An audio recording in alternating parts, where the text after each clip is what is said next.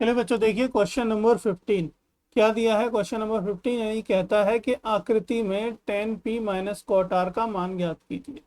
ठीक है, तो आकृति यानी कि हमें फिगर दे रखा है जिसमें हमें दिख रहा है साफ साफ, यानी ये 90 डिग्री का कोण है Q।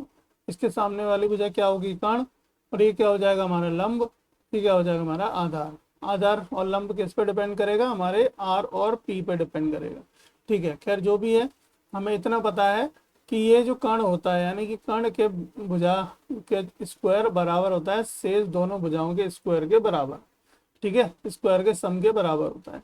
यानी कि हम जानते हैं कि पी आर का स्क्वायर बराबर होगा किसके, पी क्यू के स्क्वायर के प्लस क्यू आर के स्क्वायर के। ये बात हम जानते हैं। अब देखो ये कितना हो जाए, पी आर मतलब 13, 13 का स्क्वायर बराबर पी क्यू कितना 12 यानी 12 का स्क्वायर प्लस क्यू आर कितना हो गया, क्यू आर का स्क्वायर। अब 13 का स्क्वायर 169 माइनस 12 का स्क्वायर 144 है ना, बराबर कितना होगा क्यू आर का स्क्वायर। अब ये कितना हो गया, देखो यहाँ बचा 25 बराबर क्यू आर का स्क्वायर। यानी कि क्यू आर बराबर आ गया बेटा हमारा कितना 5, तो 5 निकल के आ गई वैल्यू।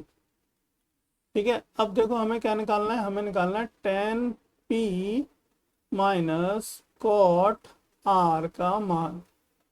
tan क्या होता है हमारा, tan होता है बेटा हमारा कितना, लंब बटे आधार, है ना। और कॉट क्या होता है, इसका उल्टा, यानी कि लंब का उल्टा ही तो होता है, तो यानी क्या हो जाएगा आधार बटे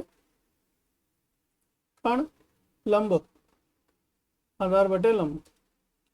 अब देखो यहाँ P दिया है, तो P के सामने वाली भुजा क्या कहलाएगी, लंब।